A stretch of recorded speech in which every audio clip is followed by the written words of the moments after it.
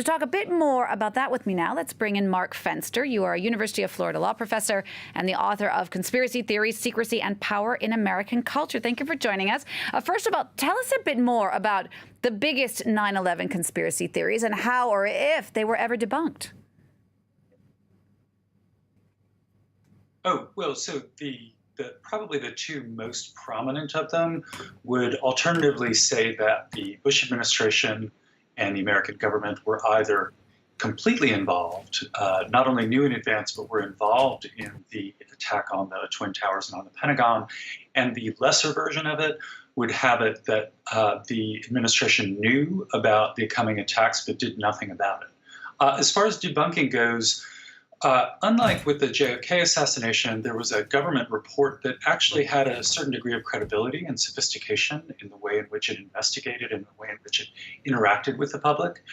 And that had a greater effect on the general public belief and trust in government than the Warren Commission report following the Kennedy assassination. But as with all these things, it never completely killed off all conspiracy theories. It merely, for those who would be trusting of government anyway, it merely provided them with a reasonably authoritative account of what actually happened that day. Well, then what about the others? I mean, I'm still confused by why American citizens would not trust what their own government was saying, particularly at a time then when the country felt so under attack.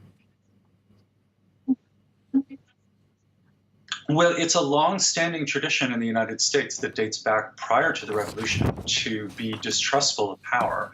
And that has a good side and a bad side. The good side of it is that is part of what led us to throw off the shackles of colonialism and has led to a certain degree of skepticism about all kinds of concentrations of power, whether within the federal government, whether within government generally, and whether within corporate interests and other sorts of civil society.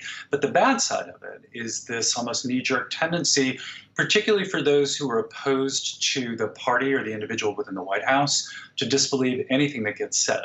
So it's this sort of double-edged sword between having a real doubt about politics and about power, but also having no willingness to trust those who are telling us what is actually occurring.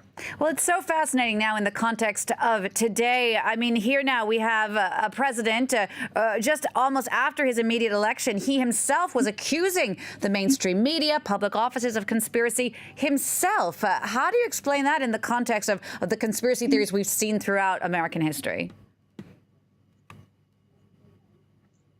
Well, we are in an interesting period in the United States where the president himself was a fairly avowed conspiracy theorist, not himself someone who wrote conspiracy theories, but someone who would follow them and amplify them, and who has given permission, particularly for those within his own party and his own party's base of support, to believe in these things and circulate them. It's not completely unprecedented for government officials to espouse these things. We had the McCarthy era within the United States. We had all kinds of moments, particularly prior to the Civil War, where major political figures were espousing conspiracy theories, sometimes because there were conspiracy theories, where there were actual conspiracies to secede from the Union, for example, for the Civil War. But it's not completely unprecedented, but it is rather unusual to have no sort of barrier between the most paranoid and the most skeptical questions of power and those who are, in fact, holding the reins of power. It provides for a very strange dynamic within U.S. politics. Mark, thank you so much for taking the time to speak to us. Mark Fenster there, an author and a University of Florida law professor. Thanks so much for taking the time to speak to us.